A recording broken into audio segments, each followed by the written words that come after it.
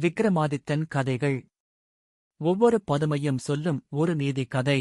அத்தியாயம் 43. 82. ஞானப்பிரகாசவல்லி பதுமை சொல்லிய சாலிவாகனன் கதை. 32ஆம் நாள் காலையில் எழுந்திருக்கும்போது போஜராஜன் உள்ளம் என்றுமில்லாத குதூகலம் நிறைந்திருந்தது. 31 பதுமைகளும் கதைகள் சொல்லி முடித்துவிட்டன. இனி 32வது பதுமை மட்டும்தான் எஞ்சியுள்ளது. அதற்கு மேல் போஜராஜனை தடுத்து நிறுத்தி கதை சொல்ல பதுமை கிடையாது. நித்தியப்படி செய்ய வேண்டிய பூஜைகளை முடித்துக்கொண்டு போஜராஜன் தன் குலதெய்வத்தை மனதில் நினைத்துக் கொண்டு நவரத்தின சிம்மாசனத்தில் ஏறத் தொடங்கினான்.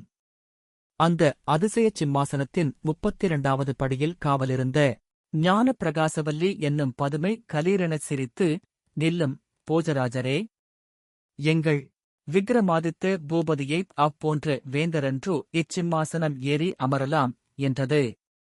பதுமையே, எதுகாரும் விக்ரமாதித்தன் பிறந்தது முதல் அவன் சகல சௌபாக்கியங்களுடன் ஆட்சி புரிந்த வரையில் 31 பதுமைகளும் தெரிவித்தன. விக்கிரமன் எவ்விதம் இப்போ உலக வாழ்வை நீத்தான் என்பதை தெரிந்து கொள்ள ஆவலுள்ளவனாயிருக்கிறேன். அதைத் தெரிவிப்பாயா என்று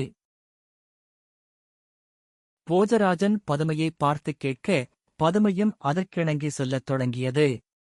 காவேரி நதி தீரத்திலே பல்லாண்டுபுரி என்னும் நகரம் ஒன்று உண்டு. அந்நகரத்திலே இராமகிருஷ்ண அவதானி என்பவன் இருந்து வந்தான். அவன் சகல கலைகளையும் படித்து தேர்ச்சி பெற்றிருந்தான்.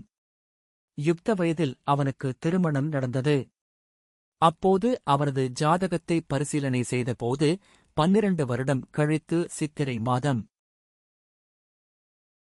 15ஆம் தேதி சுக்கிரவாரம் ரோகிணி நட்சத்திரத்தில் இரவு 12 நாழிகையில் அவன் எந்தப் பெண்ணுடன் கூடினாலும் அதனால் பிறக்கும் பிள்ளை அரசனாவான் என்று தெரிந்தது.